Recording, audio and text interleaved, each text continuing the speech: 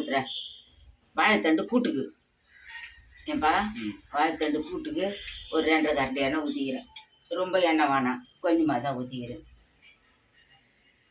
ஏப்பா கடுகு பருப்பு போடுறேன்.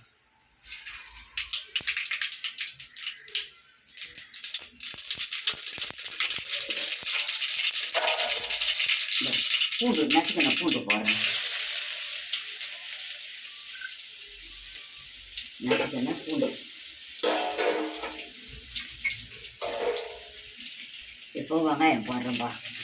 ஒரு வெங்காயம்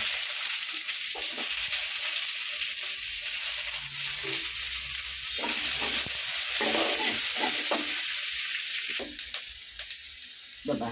தக்காளி ஒரு தக்காளி போடுறேன்.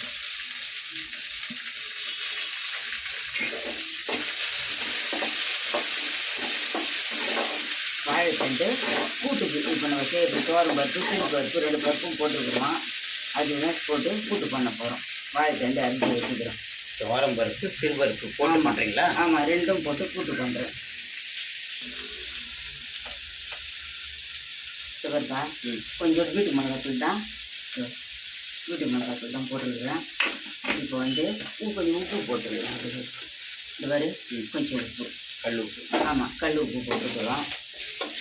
2 கருவேப்பிலையும் போட்டுடலாம். 2 கருவேப்பிலையும் போட்டுடுறேன்ப்பா. இந்த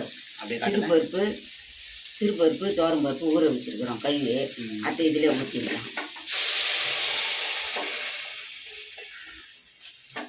சிறு பருப்பு தோரம் பருப்பு. ஆமாம், சிறு பருப்பு தோரம் பருப்பு 2ம் போட்டு தான் நம்ம வாழைத்தண்டு கூட்டு பண்ண போகிறோம். இன்னைக்கு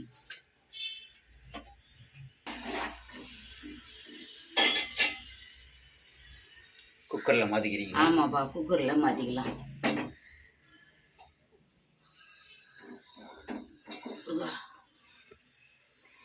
இந்த பருப்பா குக்கரில் ஊற்றிக்கணும். அவ்வளோதான்.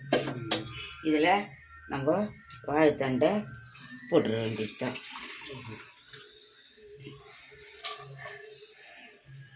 கட் பண்ணி அரிஞ்சு வச்சுக்கிறீங்களா? ஆமாம், கட் பண்ணி அரிஞ்சு வச்சுருக்குறோம். அதுதான் தூக்கி அடுப்பில் வச்சிடலாம். வச்சுட்டு போட்டுக்கலாம்.